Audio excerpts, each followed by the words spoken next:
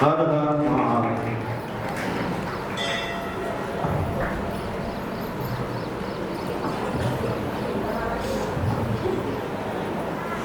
बोलो वृंदावन बिहारी लाल की जय। श्री पुरुषोत्तम भगवान की जय। श्री पुरुषोत्तम महामहोत्सव की जय। श्री हनुमान जी महाराज की जय। श्री गुरु चरण सरोज रज निज मन मुकुर सुधार। वरन रघुवर बिमल जसु जो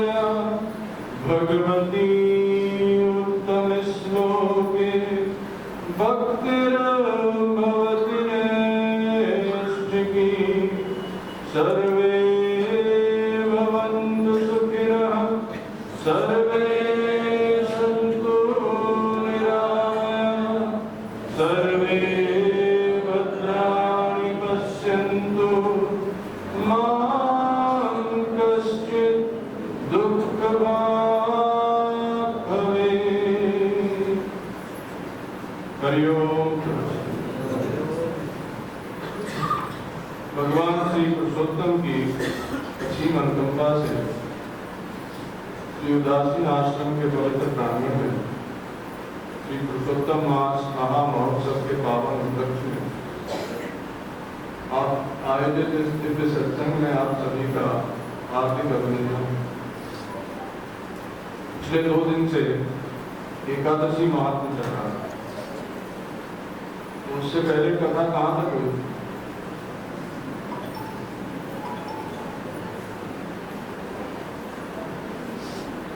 मोहिनी का तो काम पूरा हो गया, अब तक मोहिनी को क्यों जीत रहे?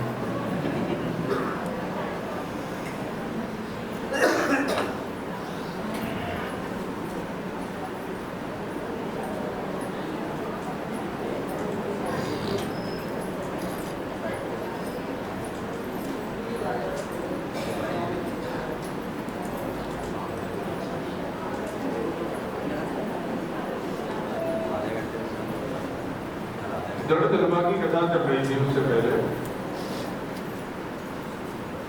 इस पृथ्वी पर एक पुष्करावर्त नाम का एक नगर था जो चित्रवर्मा नामक एक राजा की राजधानी थी। बड़े धार्मिक राजा थे, भगवान के बड़े भक्त थे, बड़े पराक्रमी थे। उन्होंने अपने शील से और अपने पराक्रम से पूरी पृथ्वी पे शासन किया। उनका एक बहुत ही सुयोग्य पुत्र था, उसका नाम था दृढ़ धर्मा। दृढ़ धर्मा गुणों में, पराक्रम में अपने पिता से भी आगे था। जैसे धर्मांगद के पुत्र धर्मांगद अपने पिता से भी ज्यादा योग्य थे, वैसे ही ये भी दृढ़ धर्मा भी अपने पिता से भी बहुत ज्यादा आगे थे हर सभी प्रकार के गुणों में। गुरुओं का सम्मान, प्रजा का पालन, माता पिता की आज्ञा और उनकी सेवा, इस सब में हमेशा ये तत्पर रहते। कभी हमेशा ध्यान रखते थे कि मुझसे जो लोग मुझसे गुणों में और आयु में ज्येष्ठ और श्रेष्ठ हैं, उनका किसी भी प्रकार से मेरे द्वारा निरादर न हो जाए। इस बात में बड़े सावधान रहते। तो इनके इन्हीं को एक बार इनके सामने अगर कोई बात कह दी जाए तो उसको एक ही बात में धारण कर लेते थे। जैसे आपने बता दिया वैसे ही आपको बाद में सुना देंगे। तो इनकी मेधा जो थी बड़ी प्रखर थी। वेद वेदांग के पारगामी थे। गुरु के यहाँ जो भी एक बार सुना बस उसी में याद रह गया, बार बार रखने की जरूरत नहीं। धनुर्वेद के बड़े ज्ञाता थे, पराक्रमी थे। कहते हैं कि भाई ये अपने सभी गुणों में जो भी उदाहरण दिए जा सकते हैं इस पृथ्वी में पूर्वजों के द्वारा, उन सब में उन सबकी समानता करते हैं। बहुत सुंदर थे, कामदेव के समान सुंदर थे, लेकिन फिर भी एक पत्नी व्रत थे, जैसे भगवान श्री राम। प्राय जो गुणवान व्यक्ति होते हैं वो चरित्रवान कम देखे जाते, क्या स्त्री हो या पुरुष, सुंदर हो और जो उसमें कुछ विशेषताएं होती हैं तो फिर वो चरित्रवान नहीं रह पाते। लेकिन ये चरित्रवान भी बहुत बड़े सदाचारी थे, एक पत्नी व्रत पाए। तो ऐसे एक प्रकार से महात्मा ही थे। राज ऋषि हमारी परंपरा रही है कि राजा भी ऋषियों जैसा जीवन जीते थे, इसलिए उनको राज ऋषि कहा जाता है। तो राज ऋषियों का ही सम्मान होता था। तो चित्रवर्मा ने एक बार विचार किया कि देखो हमारी आयु इस समय ढल रही है और हमारा पुत्र जो है वो सुयोग्य है, तो इसको हमें जरूर राज्य सत्ता सौंप देनी चाहिए। सभी मंत्रियों ने भी इनको यही सलाह दी। तो उन्होंने पहले तो उनका युवराज पद पे अभिषेक किया, बाद में उन्होंने विचार किया कि जीवन जो है वो बड़ा क्षण भंगुर है, धीरे धीरे आयु बीतती जा रही है और पता नहीं कब कौन सी सांस वापस आएगी या नहीं आएगी। तो इन्होंने विचार किया, जैसे महाराज मानदाता ने, जैसे शिवी ने, जैसे भीष्म जी ने, जैसे युधिष्ठिर जी ने और बहुत से राजा हैं, जैसे उन सभी राजाओं ने अपना जीवन सार्थक किया भगवान की भक्ति करके, ध्रुव जी ने, प्रहलाद जी ने, सबने, तो क्यों ना मैं भी अपने जीवन को वैसे ही सार्थक करूं, बहुत भोगी। तो जैसे सर्प केंचुर का त्याग करता है, जैसे कुछ कठिनाई होती है केंचुर का त्याग करना, वैसे ही इन्होंने इतनी राज्य लक्ष्मी थी इनके पास, सबका एक क्षण में त्याग कर। त्याग जो होता है वो तत्काल ही होता है, एक ही बार में होता है। लोग सोचते हैं धीरे धीरे छोड़ेंगे, तो धीरे धीरे छोड़ते नहीं है, धीरे धीरे बंधन और पक्का होता है। धीरे धीरे किसी का नहीं, आज तक नहीं छूटा धीरे धीरे। तो हमने एक सज्जन से कहा था तंबाकू छोड़ दो, तो बोले महाराज जी धीरे धीरे छोड़ा।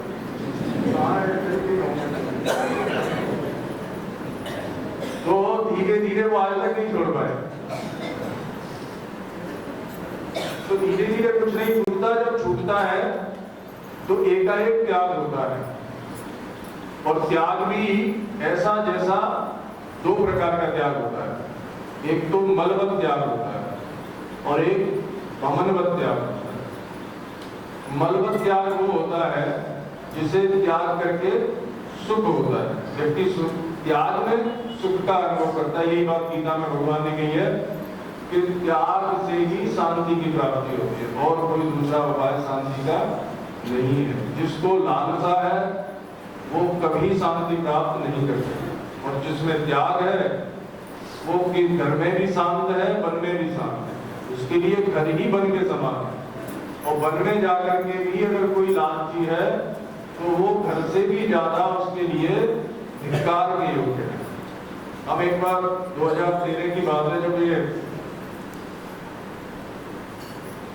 बाढ़ आई थी, केदारनाथ जी में बहुत लोग मरे थे, तो उस समय हम भी हिमालय में थे। तो वहाँ बाढ़ आई तो सब तहस नहस हो गया था। तो आर्मी हेलीकॉप्टर से नीचे ला रही थी जगह के। तो वहाँ तपोवन में, गंगोत्री गोमुख से ऊपर तपोवन में एक महात्मा रहते, मौनी बाबा के नाम से प्रसिद्ध है। अब देखो, हम ऐसे नहीं, ये मत सोचना कि किसी महात्मा की निंदा करना, निंदा नहीं कर रहे। एक बात कही है कि भाई वन में भी जा, तपोवन में रहते हैं, वहां रह करके भी उनकी वृत्ति जो थी वो इतनी चंचल थी कि जब वहां हम आर्मी के कैंप में थे तो वो इसको फोन लगाओ, उसको फोन लगाओ, उनके साथ एक आदमी था और उससे बोलते भी नहीं थे। बोले तो वो समझे कि भाई क्या कहना चाहते हो, हमें क्या करना है, वो ऐसे करते थे। तो इससे वो भी बेचारा परेशान था, जो साथ में था, समझ नहीं पाता था कि क्या कहना चाहते हैं, मुझे क्या, कौन सी आज्ञा पालन करनी है। इसी से हमने जितना समय भी उनका दर्शन किया, वो बस हमेशा अशांति रहते। तपोवन, जहां बर्फ के अलावा और कुछ है नहीं, अगर आदमी चला जाए तो जम जाए, ऐसी जगह में भी रह रहे, लेकिन वहां भी वृत्ति शांत है। तो जहां वृत्ति शांत नहीं है, चाहे आप तपोवन में चले जाओ, चाहे नैमिषारण्य में चले जाओ, चाहे वृंदावन में चले जाओ, कहीं भी चले जाओ, और अगर आप में त्याग है तो आप अपने घर में ही सुखी रह सकते हो। सुख का अनुभव, आनंद का अनुभव अपने घर में भी कर सकते हो। त्याग नहीं है तो कहीं भी चले जाओ। आजकल सबसे ज्यादा जो तनाव है, टेंशन है, वो सब महात्माओं को ही ज्यादा होती है। सबसे ज्यादा शुक्र के लोग महात्मा ही है। बोलो वृंदावन बिहारी लाल की जय। तो अब ये मत सोचना कि तुम ज्यादा अच्छे होगे और महात्मा खराब हो गए। ये तो हमने इसलिए कहा है कि समय ऐसा है, वातावरण ऐसा है, किसी का दोष नहीं है। संसार में तो रहनी है, चाहे कोई महात्मा हो या गृहस्थी हो, संसार में ही रहना, संसार में ही व्यवहार करना है। तो अभी समय ऐसा हो गया है, संसार का प्रवाह ऐसा है कि अगर व्यक्ति संसार में व्यवहार करेगा तो बिना तनाव के रह नहीं सकता। चाहे कितना भी खून खा कर लो, कितने भी योगा कर लो, कुछ भी करो, ठीक है, अच्छा है, उससे कुछ लाभ होता है और करना भी चाहिए। अच्छा एक बात बताओ, आप सुबह योगा करते हो, इस योगा को 7 बजे तक करें कि और कम करें?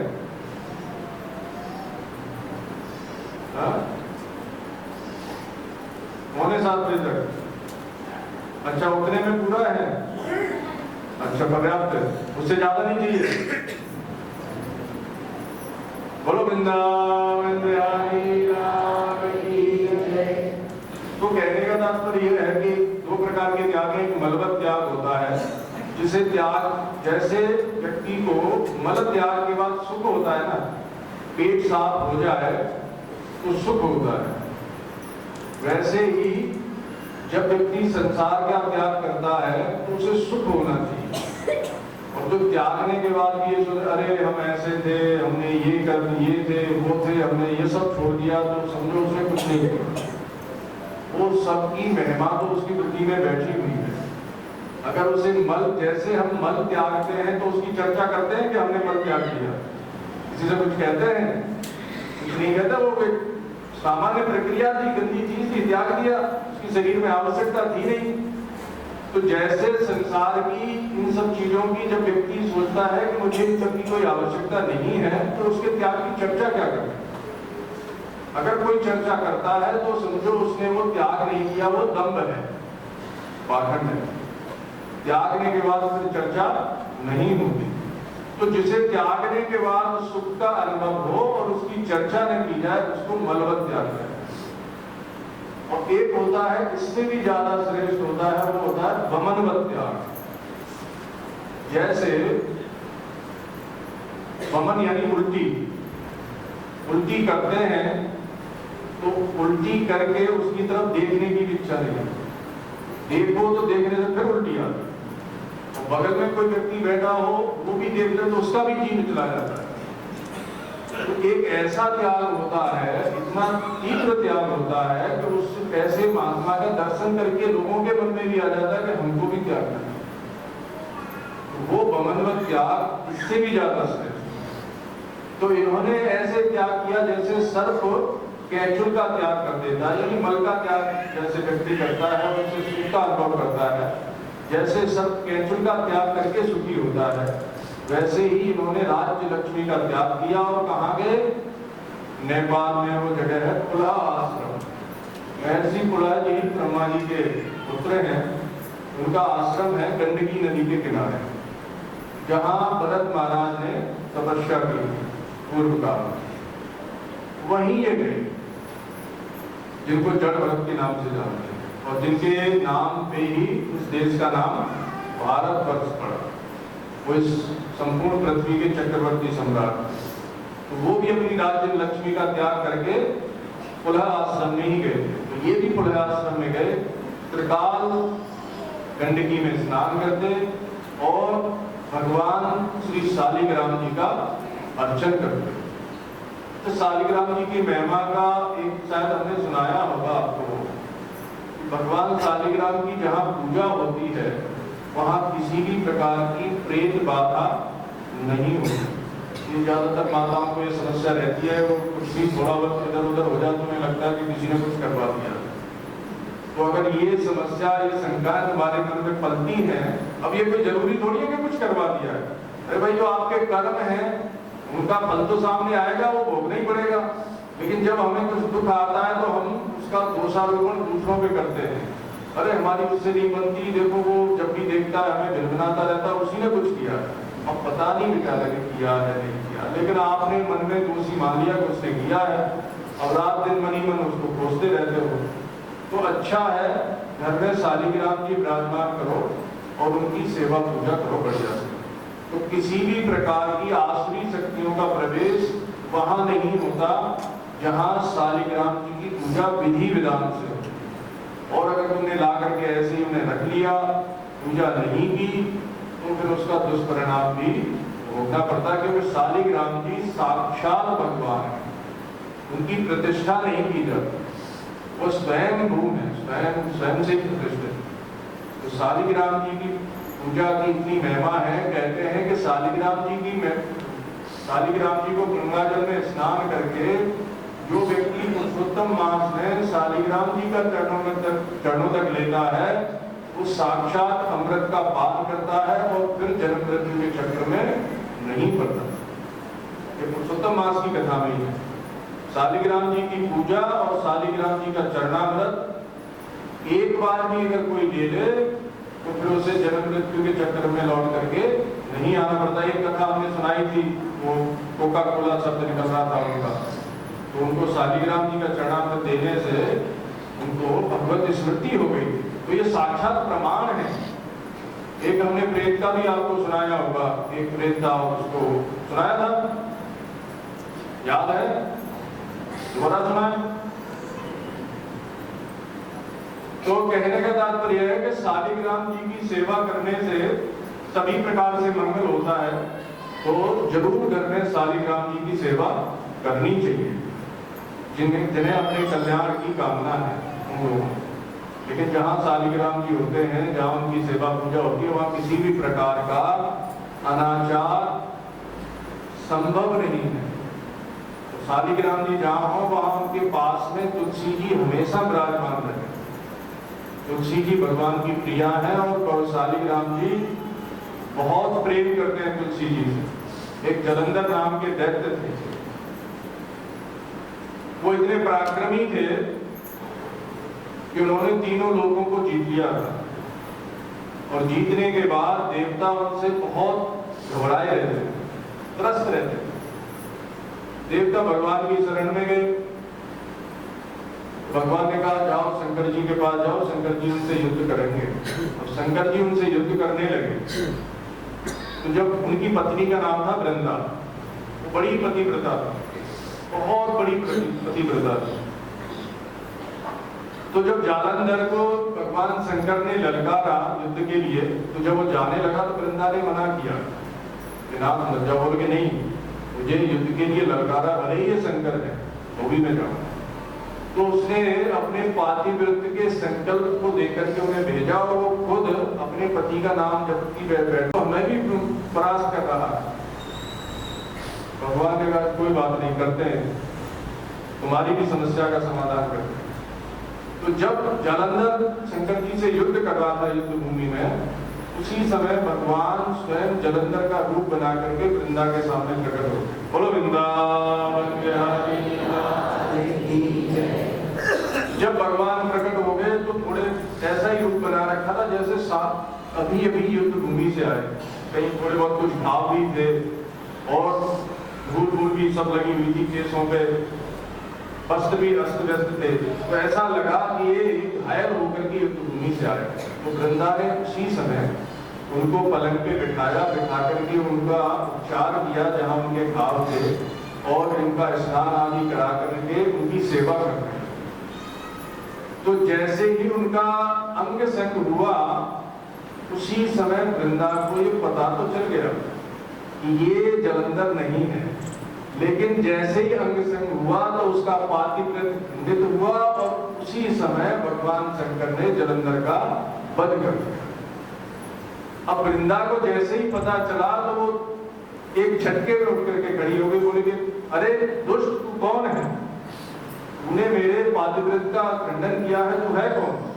भगवान उसी समय अपने चतुर्भुज रूप में प्रकट हो गए। बोलो वृंदावन बिहारी लाल की जय। अब वृंदा ने कहा अरे निर्दयी, तुम इतना निर्दय हो कि तुमने मेरा पातिव्रत धर्म खंडित कर दिया। तुम तो धर्म की स्थापना करने वाले हो, मैं तुम्हें श्राप देती हूं। भगवान ने कहा कि देखो वृंदा, हमने तुमसे प्रेम किया है, अब प्रेमी अगर श्राप भी दे तो वो भी हमें मंजूर है, दे दो क्या देना। तो उन्होंने कहा कि तुम्हारे हृदय में बिल्कुल भी दया नहीं है, कोई संवेदना नहीं है, सौहार्द नहीं है, तुम पत्थर हो जाओ, पत्थर हो जाओ। तो उसी समय भगवान शालिग्राम के रूप में प्रकट हुए। तो भगवान ने कहा देखो, हमने तुमसे प्रेम किया है, तुमने तो हमें श्राप दिया, लेकिन हम तुम्हें वरदान देंगे। हम तुम्हें ये वरदान देते हैं कि तुम वृक्ष हो जाओ और मेरी पूजा तुम्हारे बगैर संपन्न नहीं होगी। तो उसी समय वृंदा जो थी वो तुलसी बनी और भगवान नारायण शालिग्राम बने। इसलिए वृंदा के बगैर भगवान की पूजा नहीं होती। तो तुलसी जी को हमेशा उनके पास विराजमान करके रखो और उनके ऊपर भी चढ़ा के रखो। देखो तुलसी जी को तोड़ने का विधान है शास्त्रों में, अमावस्या, द्वादशी, पूर्णिमा, इन 3 तिथियों में जो व्यक्ति तुलसी तोड़ता है वो साक्षात भगवान के ऊपर आघात करता है, बहुत बड़ा पाप करता है। इसलिए इन 3 दिन में तो तुलसी तोड़नी नहीं चाहिए।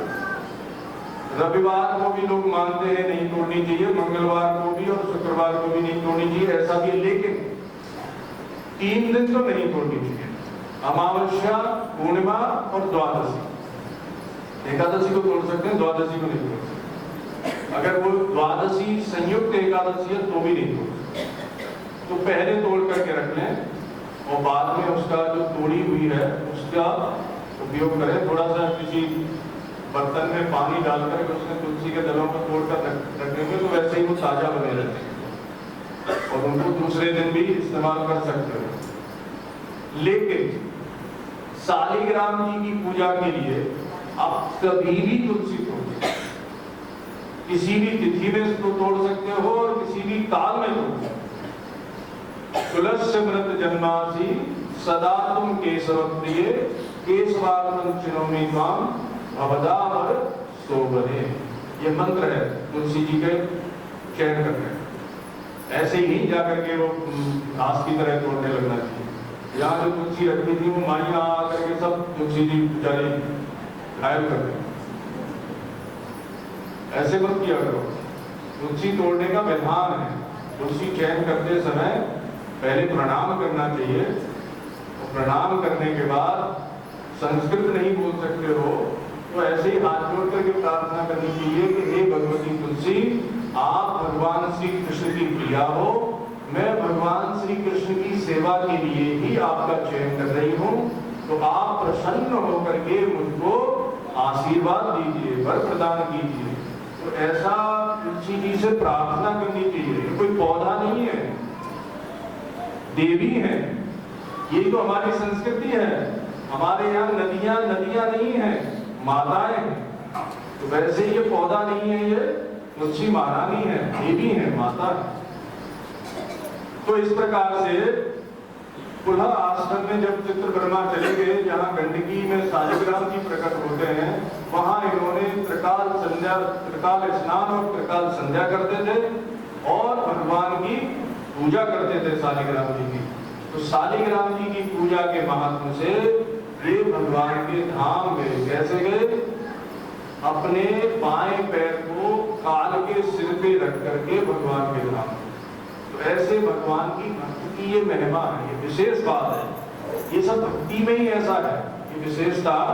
देखो ज्ञान जो है वो आपके स्वरूप की प्राप्ति करा देता है, लेकिन शरीर जो है वो तो छोड़ना ही पड़ता है। लेकिन भक्ति की ऐसी महिमा है कि आपका शरीर, ये जो 5 भौतिक शरीर है, जैसे हम मलमूत्र का बर्तन कहते हैं, ये भी दिव्य हो जाता है, ये भी चिन्मय हो जाता है, भगवान के समान ही हो जाता है। ज्ञानी अपने स्वरूप से तो चिन्मय होता ही है, वो तो स्वरूप से तो सभी चिन्मय है, चाहे आप ज्ञानी हो चाहे अज्ञानी हो। स्वरूप से तो पूरी सृष्टि चिन्मय है। वासुदेवः सर्वम खल्विदम ब्रह्मा, सब परमात्मा ही परमात्मा है स्वरूप से। लेकिन भक्ति की ऐसी महिमा है कि जो जड़ हम जिसको मानते हैं वो भी चिन्मय हो जाता है। इसके उदाहरण है श्री मीराबाई। उन्होंने कहीं शरीर का त्याग किया, सशरीर जगन्नाथ जी में लीन हो गए। यहाँ पास में तुकाराम जी का आपने सुना होगा, सशरीर वैकुंठ गए। भाई ये चिन्मय हुआ तभी गए ना, 5 भौतिक शरीर से तो आप स्वर्ग में भी नहीं जा सकते। श्री चैतन्य महाप्रभु सशरीर जगन्नाथ जी में प्रवेश कर गए। तो द्वारकाधीश जो विग्रह हैं और उनमें मीराबाई लीन हुई है, तो क्या वो जड़ हैं, पत्थर के हैं? अगर वो पत्थर के होते तो पत्थर में एक 5 भौतिक शरीर कैसे नहीं हो सकते? विज्ञान इसका कोई समाधान दे सकता है? तो ये भक्ति की ऐसी महिमा है। जगन्नाथपुरी काष्ठ के विग्रह माने जाते हैं, लेकिन वहां वो काष्ठ के विग्रह नहीं है, साक्षात जगन्नाथ है। और साक्षात जगन्नाथ है, इसका प्रमाण श्री चैतन्य महाप्रभु की भक्ति से प्रस्तुत हुआ कि श्री चैतन्य महाप्रभु उन्हीं जगन्नाथ जी में लीन हो।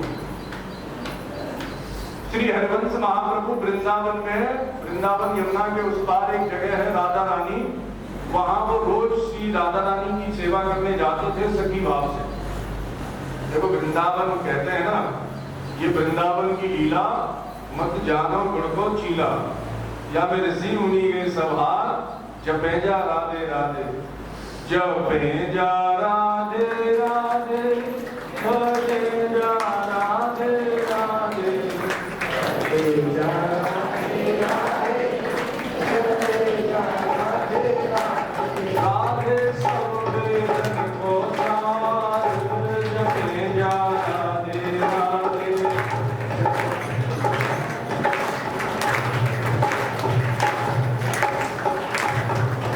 वृंदावन नाम अपार, जपे जा राधे राधे, वृंदावन नाम अपार, जपे जा राधे राधे, जपे जा राधे राधे, भजे जा राधे राधे, जपे जा राधे राधे, भजे जा राधे राधे, जपे जा राधे राधे, भजे जा राधे राधे, जपे जा राधे राधे, भजे जा राधे राधे, राधे अलवेली सरकार, भजे जा राधे राधे, राधे अलवेली सरकार, भजे जा राधे राधे। ओ श्री राधा रानी की जय, श्री वृंदावन बिहारी लाल की जय। तो श्री हरिवंश महाप्रभु वहां सखी भाव से सेवा करने जाते हैं। वृंदावन के जो संत हैं वो पुरुष होते हुए भी अपने आप को सखी मानते हैं। भक्ति के 5 रस हैं। अब ये पुरुषोत्तम मास अपने समापन की ओर है, तो कुछ बहुत आवश्यक बातें हैं जो आपके लिए जानने की हैं। तो 2-1 दिनों में उन्हीं बातों पे हम ज्यादा प्रकाश डालेंगे ताकि आप ज्यादा से ज्यादा उसका लाभ ले सके। अब जो भी आपके अंदर भाग्यवान जो बैठे हों, सबकी मति तो एक जैसी नहीं होती है, लेकिन कुछ लोग अवश्य ले सकते हैं। तो उन्हीं अगर एक व्यक्ति ने भी अगर कुछ इसका लाभ लिया तो हम अपने प्रयास को सार्थक समझें। तो भक्ति के 5 रस हैं। पहला है शांत, इसके आचार्य हैं भगवान शंकर जी। दूसरा है दास, इसके आचार्य हैं श्री हनुमान जी। तीसरा है सत, इसके आचार्य हैं अर्जुन जी। और चौथा है वात्सल्य, इसके आचार्य हैं नंद यशोदा। और 5वां है माधुर्य, इसकी आचार्य हैं ब्रज की गोपियां। और उन सबकी अधिष्ठात्री श्रीमती राधा रानी। तो ये माधुर्य रस की महाभावमयी पराकाष्ठा है श्रीमती राधा रानी। एक श्लोक हम पढ़ते हैं, राधां कृष्ण स्वरूपांगई कृष्णं राधा स्वरूपणं कलात्मानं निकुंजस्थं गुरु रूपं सदा भजे। तो इसमें जब महाभाव की दशा में श्रीमती राधा रानी होती हैं श्री कृष्ण के साथ, तो कब श्री कृष्ण राधा बन जाते हैं और कब राधा रानी श्री कृष्ण बन जाती हैं, ये उन दोनों को भी पता नहीं चलता। एक ही तत्व है, दो नहीं है, एक ही तत्व है, 2 भागों में विभक्त होकर के लीला करता है। लेकिन ऐसा नहीं है कि राधा रानी रहती हो, श्री कृष्ण ही रहते हो।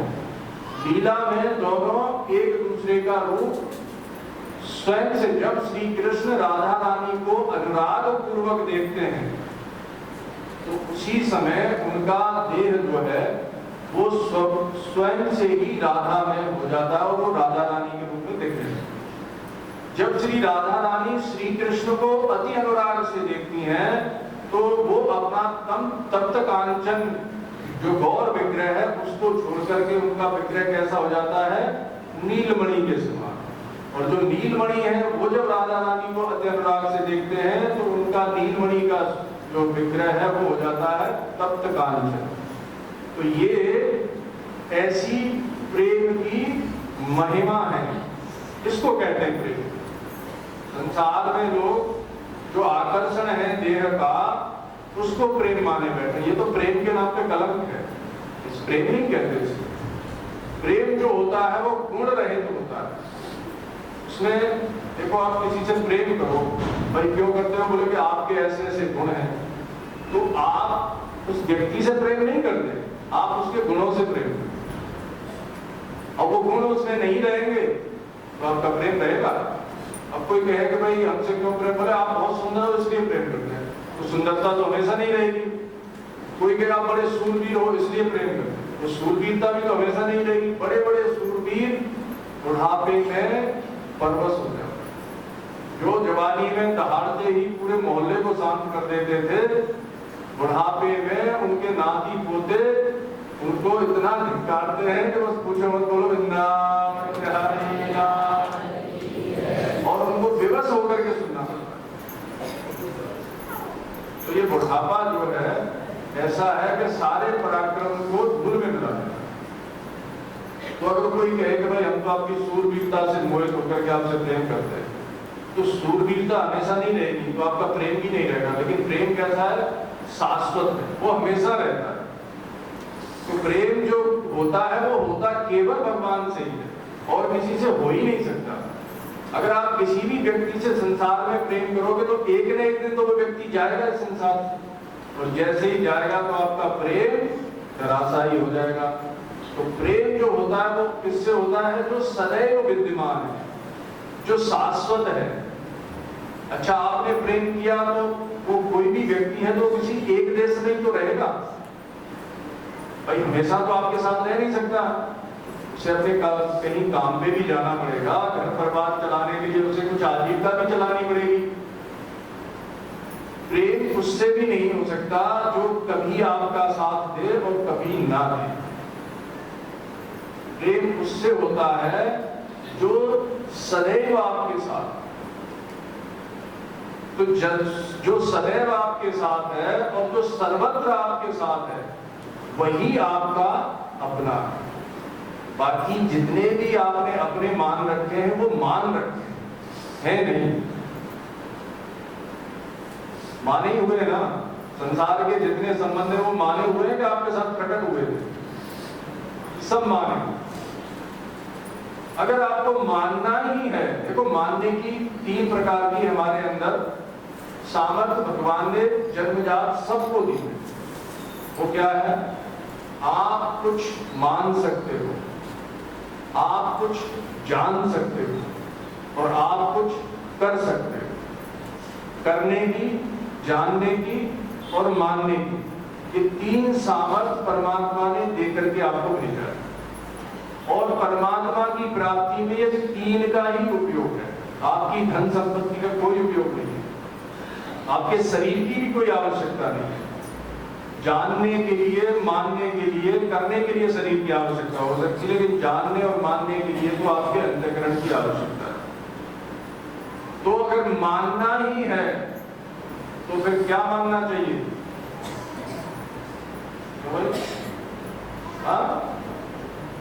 मेरे तो गिरधर गोपाल। कितने लोग मानते हैं?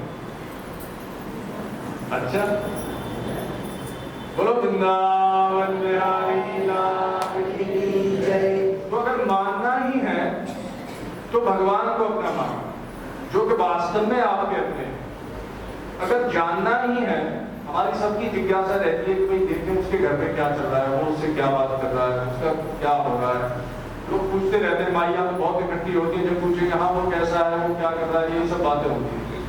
तो आपके अंदर कुछ जानने की जिज्ञासा है, लेकिन इस जिज्ञासा का दुरुपयोग मत करो, इसका सदुपयोग करो। और इसका सदुपयोग है भगवान के और अपने संबंध को जानो, कि भगवान मेरे क्या है और मैं भगवान की क्या, मेरा और भगवान का संबंध क्या है। इसको जानने में अपनी ताकत लगाओ।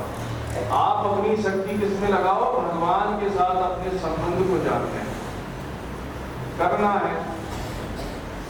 देखो संसार में जो भी कुछ करोगे वो कैसा होता है, बंधन का कारक होता है। कुछ भी अच्छे से अच्छा करोगे तो भी बंधन होगा।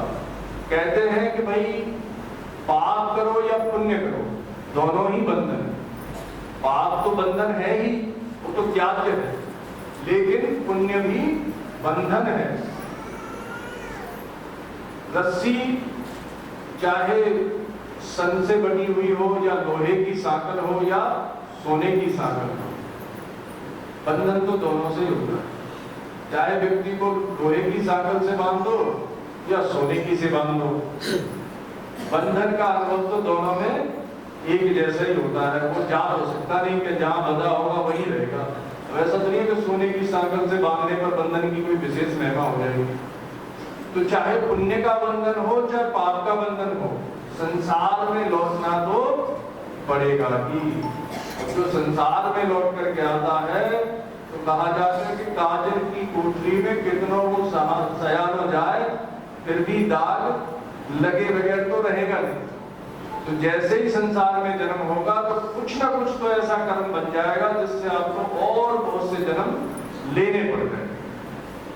तो इसलिए आपकी जो 3 प्रकार की सामर्थ्य है, इन सबका सदुपयोग केवल और केवल भगवान की सेवा में करना ही है। तो ऐसा कुछ करो जिससे जन्म मृत्यु का चक्र छूट जाए। तो वो क्या है, भगवान की सेवा। हम बार बार आपसे जिस दिन से आए हैं यहाँ, उसी दिन से कहते हैं भाई भगवान की सेवा बड़े प्रेम से करो, बड़े भाव से करो। भगवान का जो मंदिर है उसको साफ सुथरा रखो। रोज जो नीचे बिछाने वाला वस्त्र है उसको भी बदलो। इतना कोई गरीब नहीं है। देखो आजकल तो कोई गरीब होता नहीं, पहले तो बड़े बड़े जमींदार भी थेगरी वाला कुर्ता पहनते थे। पहले लोग बड़े बड़े अच्छे लोग भी मतलब फटा हुआ कुर्ता उसे सिला हुआ दिखता था। क्या आज गरीब से गरीब भी सिला हुआ कपड़ा पहनते हुए नहीं देखा हुआ। लोगों के कपड़े फटते नहीं है, फेंक देते हैं। पहले कपड़े फटते थे, आज हमने किसी के कपड़े फटते हुए नहीं देखे कि कोई फटे कपड़े पहन रहा है। तो इतनी मतलब इतना गरीब कोई भी नहीं है कि जो भगवान के वस्त्र न रख सके अपने पूजा में। और अपने लिए तो बनाओगे बहुत बड़ा मकान, भगवान को बिठा दोगे कोने में, शर्म नहीं आती? भगवान तो सबके मालिक हैं। कहते हो तेरा तुझको अर्पण क्या लागे मेरा, माने बैठे हो सब अपने।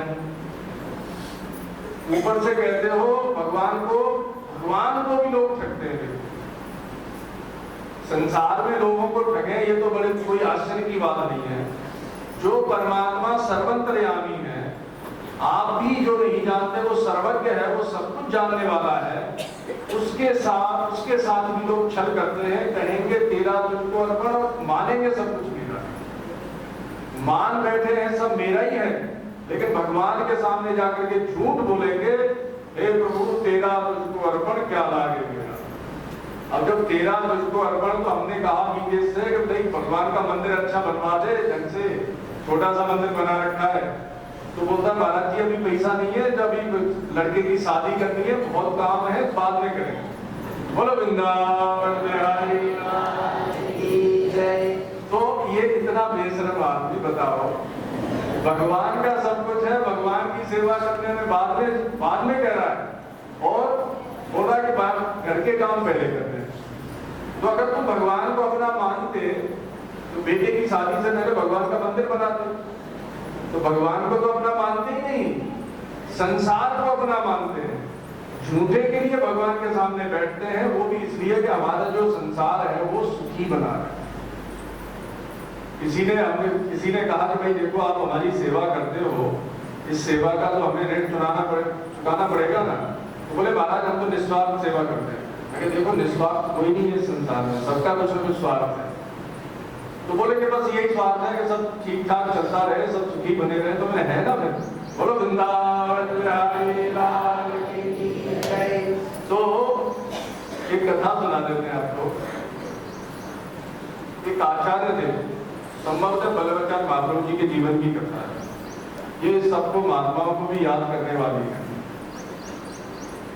सुबह को वकील साहब के यहाँ कल भोजन था तो उन्होंने पूछा था महाराज जी गुरु महिमा पे कुछ बोलो, तो ये भी एक गुरु महिमा के ऊपर एक प्रसंग है। वल्लभाचार्य महाप्रभु गोकुल से या शायद विठलनाथ जी, गोस्वामी विठलनाथ जी गोकुल से घोड़े पे आते थे श्रीनाथ जी की सेवा करने के लिए गोवर्धन। उस समय श्रीनाथ जी गोवर्धन में विराजते थे। तो एक दिन वो सेवा करके लौट रहे थे तो उन्होंने रास्ते में देखा एक अजगर था, वो घायल हो गया था और उसमें बहुत सी चींटियां लगी। ये चींटी का स्वभाव है, कहीं भी घाव देखे तो उसी में लग जाता है। अब सर्प का तो आपको पता है उसके हाथ पैर भी नहीं होते। अब वो सर्प जो था उसमें बहुत चींटियां लगी और वो छटपटा रहा था, बड़ा व्याकुल था। उसी समय वल्लभाचार्य महाप्रभु अपने घोड़े से उतरे और उतर करके उनकी आंखों में आंसू आ गए, रोने लगे। तो पास में जो सेवक उनके साथ झाड़ी लेकर के चलता था, उस सेवक ने पूछा महाप्रभु जी आप क्यों रो रहे हो इसे देख करके? तो उन्होंने कहा कि देखो ये अजगर जो है पूर्व जन्म में बहुत बड़ा गुरु था और ये जो चींटियां हैं ये सब इसके शिष्य थे। ये बहुत विख्यात प्रसिद्ध महात्मा था और बहुत इसके शिष्य थे, लेकिन इसने सबसे सेवा तो ली, लेकिन किसी को भी भगवत तत्व का उपदेश नहीं किया, किसी को भगवान की भक्ति में नहीं लगाया। तो ये सब जन्म मृत्यु के चक्र से छूट नहीं पाए। तो ये अपने उस पाप कर्म से अजगर बना और ये जो शिष्य थे ये अपने पाप कर्म से चींटी बने। अब ये बदला ले रहे। जो इन्होंने दान दिया था इसको, जो गुरु बना करके इन्होंने इसकी सेवा की थी, खूब चरणों में तेल लगाया था, खूब बढ़िया बढ़िया रबड़ी खिलाई थी, वो सब वापस ले रहे हैं। तो कहते हैं कि ये संसार में लेन देन है। तो भैया अगर कोई आपके साथ जुड़े तो उसको भगवान की भक्ति में लगाओ, नहीं तो एक न एक दिन आपको उसका कर्ज चुकाने के लिए आना पड़ेगा। और अगर आप भगवान की भक्ति में नहीं लगते, अगर आप महात्मा के उपदेशों को नहीं मानते, निर्लोभ होकर के निसंकोच महात्मा को जो भी उसकी सेवा करने आए उनको भगवान का और सदाचार का उपदेश अवश्य करना चाहिए। अगर नहीं मानेंगे तो फिर वो जाना, उनको लगेगा पाप। लेकिन महात्मा लोग क्या बोलते हैं, हमने गोवर्धन में महात्मा देखे, वो बोलते हैं कि अरे तुम लोग कुछ मत करो, तुम हमारी सेवा करो, तुम्हारे भजन का ठेका हम नहीं लेंगे। तो आजकल सबको पैसा चाहिए और सेवा चाहिए। तो लोगों को इस प्रकार से मूर्ख बनाना कि उनका धन लो और उनसे सेवा लो, लेकिन मैंने भगवान की भक्ति में न लगाओ तो भैया अजगर बनना पड़ेगा और फिर वो चींटियां आपको खाएंगी। अपना बदला तो सब लेंगे। आज कोई 1 रुपया भी तुम्हारी सेवा में लगाता है तो वो कोई निस्वार्थ नहीं लगाता, सबकी पीछे काम है। तो बिना दूसरों को भगवान के भजन में लगाए अगर आप उनसे सेवा लेते हो तो ये सेवा आपको बहुत महंगी पड़ेगी। बोलो वृंदावन बिहारी लाल की जय। गुरु बनने में बड़ा मजा आता है, सेवा लेने में मजा आता है, खूब चीजें अच्छी लगती हैं, लेकिन जब साथ देना पड़ेगा तो रोते रोते फुर्सत नहीं मिलेगी। बोलो वृंदावन बिहारी लाल की जय। इसलिए जो 3 प्रकार की हमारे अंदर सामर्थ्य है उसको हमें भगवान की सेवा में लगाना चाहिए। कुछ जानने की, कुछ मानने की और कुछ करने की। तो इन तीनों प्रकार से आप भगवान की प्राप्ति कर सकते हैं। तो 5 रस हैं, इन 5 रसों में जो महाभाव स्वरूप श्रीमती राधा रानी है वो सर्वोत्तम रस है, सर्वोत्कृष्ट है। तो श्रीमती राधा रानी का जो माधुर्य है उसी को वृंदावन के संत अनुकरणीय और अनुसरणीय मानते हैं। वो अपने आप को श्रीमती राधा रानी की सखी के रूप में अपने स्वरूप से जानते हैं और उसी भाव से वो सेवा करते हैं। तो श्री हरिवंश महाप्रभु भी अपने आप को श्रीमती राधा रानी की सखी मानते थे। तो वो भी एक दिन कुंज में गए सेवा करने के लिए श्रीमती राधा रानी की, तो सशरीर भगवान के धाम चले गए। कुंज में गए तो फिर वापस निकले। तो ऐसी भक्ति की महिमा है कि जो व्यक्ति भगवान की भक्ति करते हैं सावधानी पूर्वक, वो भगवान के धाम तो चले जाए, इसमें तो कोई आश्चर्य है नहीं। वो सशरीर वैकुंठ चले जाए, ऐसा भी संभव है। ऐसे अनेक उदाहरण हैं, उनमें से कुछ उदाहरण हमने आपको दिए हैं, ये सब आपने सुने ही होंगे। तो इसलिए भगवान की भक्ति करो। पुरुषोत्तम मास की महिमा में अभी कुछ लोग बोलते महाराज उसकी कथा सुना दो, उसकी कथा सुना। अरे भाई, कथा सुन करके उनके नाम याद रह जाएंगे, लेकिन उन्होंने क्या किया है अपने जीवन में वो तो आपने शिक्षा दी नहीं। अभी कह रहे थे गजेंद्र मोक्ष का नाम ही नहीं आया आपकी कथा, कब सुनाओगे? अरे गजेंद्र मोक्ष हुआ किस आधार पे हुआ? वो इतने दिन तुमने कथा सुनी, उसमें से कुछ सीखा? भैया, जो इन महापुरुषों ने, चित्रवर्मा ने, दृढ़धनवा ने, गजेंद्र ने, जो अपने जीवन में भगवान के लिए किया है, उसको करोगे तो लाभ, और उसी को करने को भगवान ने कहा है। पुरुषोत्तम मास की महिमा में भगवान ने यही कहा है कि इस पुरुषोत्तम मास में जो भगवान देवकी नंदन का पूजन करता है सात्विक रीति से, वो भगवान के परम धाम को जाता है। और एक दिन की इस पुरुषोत्तम मास से कोई भी भगवत संबंधी कार्य आपको अनंत गुना फल देगा। क्यों? क्योंकि इस पुरुषोत्तम मास के अधिष्ठात्र देवता कौन है? साक्षात भगवान पुरुषोत्तम। बोलो पुरुषोत्तम भगवान की जय। तो देवताओं की इतनी सामर्थ्य नहीं है कि वो आपको अच्छा फल दे सके। भगवान सर्वशक्तिमान है, वो कुछ भी दे सकते हैं। तो इसलिए भगवान की सेवा पूजा करो, और वो भी सात्विक रीति से। 3 प्रकार के जो गुण हैं प्रकृति के, सत्वगुण, रजोगुण और तमोगुण, ये सबके अंदर है, चाहे कोई महात्मा हो या गृहस्थी हो। लेकिन आप जो भोजन करते हो, उस भोजन के द्वारा अपने इन गुणों को आप नियंत्रित कर सकते हो। आप सात्विक भोजन के द्वारा सत्वगुण का विकास करते हो। और देखो, कल्याण जो है वो सत्वगुण में है। रजोगुण, तमोगुण, प्रकृति में सत्वगुण आएगा नहीं, और प्रकृति में सत्वगुण आएगा नहीं तो चित्त स्थिर रहेगा नहीं। और जब चित्त स्थिर नहीं रहेगा तो काहे की भक्ति करो? लोग बोलते महाराज हम तो जपमाला लेकर बैठते हैं तो अलग अलग ख्याल आते हैं। ख्याल तो आएंगे, जो आपने किया है उसी का रिवीजन होगा। जब चित्त शांत होता है तो वो 2 ही प्रकार का स्मरण करता है, जो आप पूर्व काल में कर चुके हो और जो आप भविष्य में करना चाहते हो। संकल्प और विकल्प, यही मन करता है। या फिर वर्तमान में आप जिन चीजों को पसंद करते हो उनको दिखाता है। कोई व्यक्ति है, वस्तु है, पदार्थ है, या कोई स्थान है जिन्हें आप बहुत अच्छा माने बैठे हो कि मुझे वहां जाना चाहिए या उससे मिलना चाहिए, तो फिर उनकी शक्लें आपको दिखाता रहेगा कि देखो ये, और फिर आप उन्हीं में घूमते रहोगे। माला तो लेकर के बैठे हो, लेकिन मन से आप उन्हीं सब में घूम रहे हो। तो जब तक रजोगुणी और तमोगुणी प्रकृति रहेगी, तब तक भजन भी पूरी तरह से सफल नहीं होगा। इसलिए अपना भोजन सुधारो। बोलो वृंदावन बिहारी लाल की। अच्छा, हम भोजन सुधारने के लिए कहते हैं तो माताएं हंसती हैं कि क्या रोज रोज कहते हैं। अब भाई देखो, अब क्या करें, हमें चापलूसी करना तो आता नहीं। अब ऐसी बात तो कह नहीं सकते कि जो आपको अच्छी लगे और वही कहें, जो सच्ची बात है वही कहते हैं। मानना है नहीं मानना, इसके लिए तो आप स्वतंत्र हो, कोई डंडा मार के तो हम आपको मनवा नहीं लेंगे। लेकिन हाँ, हमारा कर्तव्य है सही बात बताने का। हम वो काम नहीं कर सकते कि आपकी चापलूसी करना, आपको खुश करने के लिए वो बात कहते हैं कि हाँ ठीक है, तुम्हारे मन में आए जो खाओ, मन में आए जो करो, और आप भगवान के धाम चले जाओगे। तो ऐसा संभव नहीं है। आपको अगर अपने आप को ऊपर उठाना है, अपना कल्याण करना है, तो निश्चित रूप से आपको अनुशासन में रहना ही पड़ेगा। बोलो वृंदावन बिहारी लाल की जय।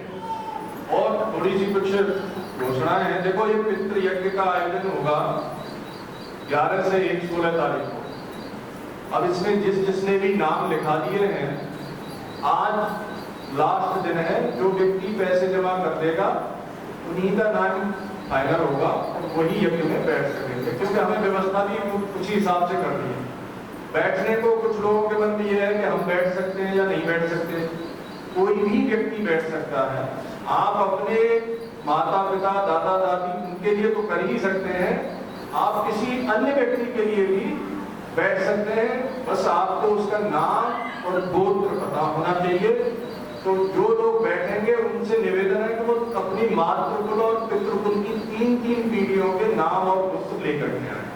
अब हम जब यज्ञ में बैठे तब नहीं अरे फोन करके पूछते हैं कि क्या नाम है, दादी से पूछते हैं, उससे पूछते हैं, तो ये सब नहीं करना। पहले से ही नाम लेकर के आना और यहाँ बैठो तो फिर वो नामों का उच्चारण करते हुए नाम और गोत्र का उच्चारण करने पर ही उनको वो पिंड की प्राप्ति या उस यज्ञ अवश्यान्न की प्राप्ति उनको तभी होती है। तो इसलिए आप अपने पितृकुल और मातृकुल के 3-3 पीढ़ियों के नाम अपने साथ लाएं। कोई भी व्यक्ति बैठ सकता है और ये बहुत एक दुर्लभ अवसर है कि आपको पुरुषोत्तम मास की अमावस्या में अपने पितरों की तृप्ति का अवसर प्राप्त हो रहा है। बड़े सौभाग्य की बात है। ऐसे खीर बनाओगे, पिंड बनाओगे और भोजन कराओगे तो इसमें और यज्ञ की सामग्री हवन की ये सब लाओगे तो बहुत खर्चा होगा। लेकिन यहाँ सामूहिक रूप में आपको मात्र 500 रुपए में वो आपका यज्ञ पूरा हो सकता है। तो जिस किसी को भी ये करना है स्वेच्छा से वो अपना नाम तो लिखाए हैं और जो लिखाना चाहता है वो लिखा दे, लेकिन साथ में पैसे भी जमा कर दे ताकि ये सब लोग जाकर के सामान भी लाना है इनको और व्यवस्था भी करनी है। हमें भी ये पता होना चाहिए कि भाई कितने लोग हैं और कितने लोगों के लिए कैसा कितना बड़ा हमें ये कुंड निर्माण करना है। वो सारी व्यवस्थाएं हैं। वो ऐसा नहीं है कि हमने कोई परमात्मा तो है नहीं कि आप जितने लोग आ जाएंगे उतना लोग एक क्षण में संकल्प करके कर देंगे, वैसा नहीं होगा। तो पहले से सब अपनी अपनी तैयारी करके आए। अच्छा एक घोषणा है जिसको भी अच्छी लगे। 18 तारीख को आसेरगढ़ की यात्रा पर जाएंगे। जिनको उस यात्रा में आने की इच्छा हो वो अपनी अपनी गाड़ी से अपने अपने खर्चे से आ सकते हैं। भोजन वही करेंगे, यहाँ से बना के ले चलेंगे और आप जो भी आपको अच्छा बनाना आता हो ना, कोई एक व्यंजन अपने घर से बना करके ले चलें। हर व्यक्ति, कोई जिसको पूरी अच्छी बना सकता है, कोई चपाती अच्छी बना सकता है, कोई सब्जी अच्छी बना सकता है, कोई खीर अच्छी बना सकता है, कोई हलवा अच्छा बना सकता है। जिसको जो कुछ अच्छा बनाना आता हो वो सब लेकर के चले। वहां कीर्तन करेंगे, भगवान को भोग लगाएंगे और एक आध्यात्मिक यात्रा का आनंद लेंगे। तो जिसको भी इच्छा हो आना भैया अपने खर्चे पर। बाबा जी के सर पे मत बैठना कि बाबा जी ले चलो, हम कहां से। बोलो वृंदावन बिहारी लाल की जय। हाँ 18 तारीख को अगर टाइम यहां से निकलेंगे 10 बजे।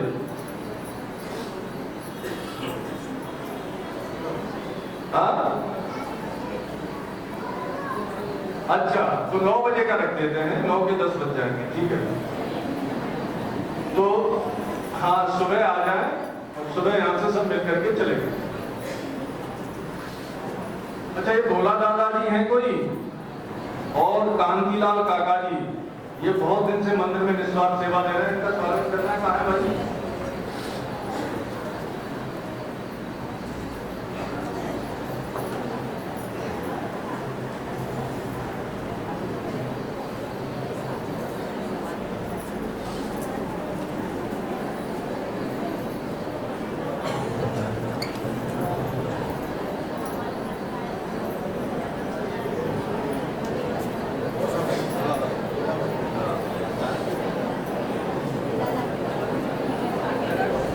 आदरणीय भक्तजनों,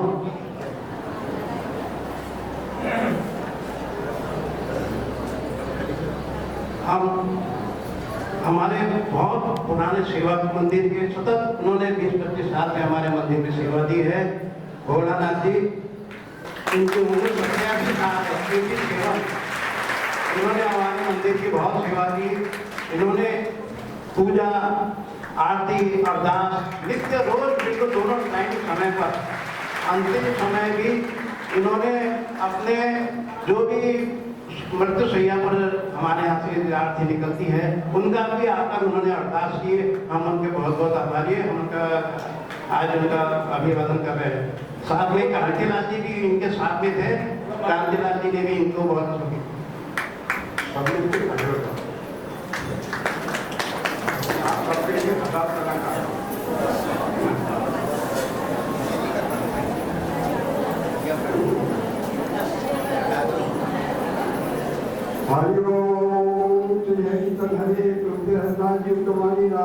तो माता पिता बालक के लिए तुम्हारी कृपा से जो घरे कोई न जाने तुम्हारा ऊंचे से ऊंचा भगवान तक तुम्हारे दुर्दारी तुमसे हो जो आज्ञाकारी जिनका जोड़ करो हर बात तिनके आगे नानक वाले कीजिए हर बात। ओम अखंड स्वरूप जी के चरण कमलों का ध्यान रखते बोलो श्री गुरु बाबा श्री चंद बाबा लक्ष्मीचंद बाबा धनखंडी साहिब निर्वाण देव बाबा पीतमदास जी बाबा हरियास जी के चरण कमलों का ध्यान रखते बोलो श्री गुरु धाम छह शास्त्र 18 पुराण गुरु ग्रंथ साहब जी के चरण कमलों का ध्यान रखते बोलो श्री गुरु चंद्र।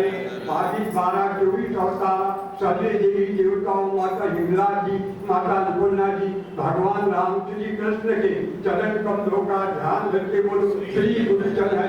श्री ज्ञानी ध्यानी हकीकती सिद्धों महापुरुषों 9 नाथ 84 सिद्धों के चरण कमलों का ध्यान रखते बोलो श्री गुरु चंद्र। श्री गंगा यमुना सिंधु सरस्वती नर्मदा कावेरी ताप्ती करवती कानों मकानों का प्रयागराज जी के चरण कमलों का ध्यान रखते बोलो श्री गुरु चंद्र। श्री गुरु चंद्र श्री गुरु चंद्र। गुरु महाराज सच्चे बादशाह आपसे भक्तों के निमित्त हरदास कराई सबको मनमान सबके सबको सभी भक्त सबके भक्त सब उनका परिवार निरोग रहे सुख शांति बनी रही। जय बोल श्री चंद्र भगवान की जय। बाबा हरियाल महाराज की जय। गुरु उमेश महाराज की जय। गुरु पुष्पानंद महाराज की जय। सब संतों की जय। हर हर महादेव। हाथ जोड़ लीजिए प्रार्थना करें। खड़े खड़े कर लो बैठे बैठे थके हो। हे पुरुषोत्तम प्रभु हे गोविंद हे गोपाल मैं केवल आपका ही हूँ। इस जगत में केवल आप ही मेरे हैं। अतः हे मेरे नाथ मैं आपको कभी न भूलूं। जगत व्यवहार करते समय प्रत्येक परिस्थिति में मुझे आपका ही स्मरण बना रहे। मेरे पास जो कुछ भी है वह सब आपका ही है। अतः यह सब आपके ही समर्पित है। अब आप जैसा उचित समझें और जिसमें हम सबका हित हो वैसी अपनी अहित की कृपा हम सभी शरणागतों पर बरसाने की कृपा करें। हम नहीं जानते कि हमारे लिए क्या उचित है और क्या अनुचित है, परंतु आप एकमात्र सर्वज्ञ हैं। आप ही सर्वसमर्थ हैं। आप ही सर्वशक्तिमान हैं। हे सच्चिदानंद प्रभु हे सर्वंतर्यामी मैं आपका ही अंश हूँ। अतः सर्वतो भावे आपको ही समर्पित हूँ। हे मेरे परम प्रिय प्रभु आपसे बस एक ही प्रार्थना है सभी सुखी हों, सभी निरोगी हों और सभी आपके भक्त हो जाएं। हरिओम हरिओम हरिओम तत्सत्। बोलो वृंदावन बिहारी लाल की जय। श्री पुरुषोत्तम भगवान की श्री पुरुषोत्तम मास महामहोत्सव की जय। जय जय श्री राधे, जय जय श्री राधे, जय जय श्री राधे। आदरणीय धर्मवीर सज्जनों, हमें निरंतर आपका सहयोग बहुत अच्छे रूप में मिल रहा है। हमें 500 रुपये रुक्मणी भाई पानेसर जी की ओर से भेंट हुए, 500 रुपये किशोर चुनेला जी जो मस्के की ओर से मिले, 100 रुपये गुप्तदान मिले। कल हमने जो डोली फैलाई थी उसमें आप लोगों का 15,340 रुपये का सहयोग मिला, उसके लिए बहुत बहुत धन्यवाद। 251 रुपये मिले छोटोचंद काशीकर की ओर से मिले, 501 रुपये योगेश शिवभवन जी सूर्यवंश जी की ओर से मिले, 101 रुपये मनोज यादव सपनदास यादव की ओर से मिले हैं, 501 रुपया आरती संजय वाटवानी की ओर से मिले हैं, 200 रुपया सुरेश परिणाम जी की ओर से मिले हैं, 100 रुपया भारत भगवदास जी की ओर से मिले हैं, 500 रुपया गौरी शंकर विश्वकर्मा जी की ओर से मिले हैं, 501 रुपया श्री शंकरलाल जी ठाकरे की ओर से मिले।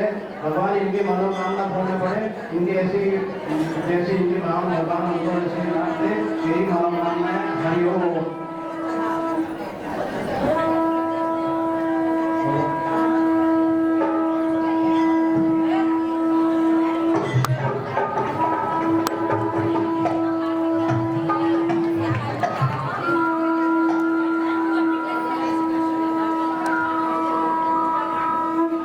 बोलो श्री कृष्ण चंद्र भगवान की आरती उतारो।